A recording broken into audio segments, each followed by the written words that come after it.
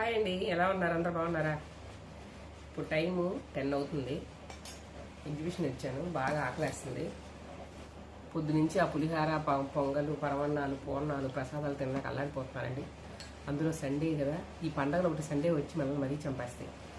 ఇప్పుడు ఇంకా chicken mutton తెచ్చే టైం లేదు, వాళ్ళ పండగ అయిపోయింది. అందుకని ఇప్పుడు రైస్ వండుకొని కమ్మగా మన ఆంధ్ర అమ్మ తమ మామిడికాయ పచ్చడి వేసుకొని తింటున్నాను అనమాట. పొద్దునుంచి ఆ స్వీట్లు అవన్నీ చప్పగా ఉన్నాయండి నోటికి. సరైన కారం తగల నాకు.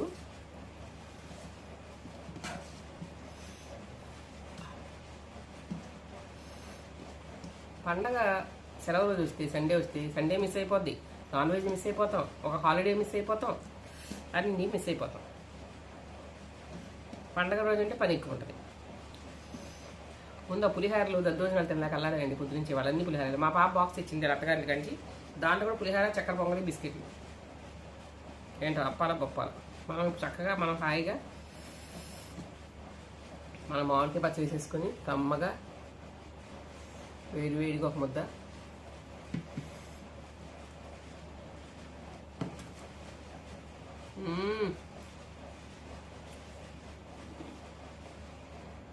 సూపర్.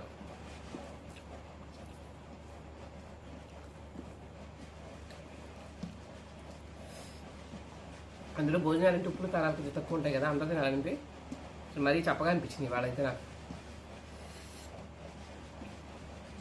బాగా ఆకలి వస్తుంది. కమ్మగా మామిడికాయ పచ్చడి మించింది ఉంటుందా ఇంకేమన్నా? Super combination.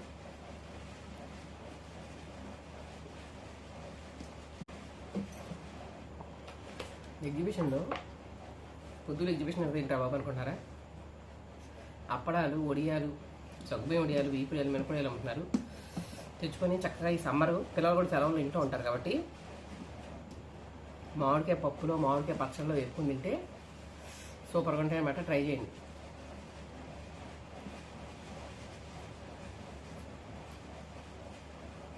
ఇంట్లో వడియాలు పెట్టుకోలేని వాళ్ళు, పెట్టుకునే వాళ్ళు కొంతమంది పెట్టుకుంటారు.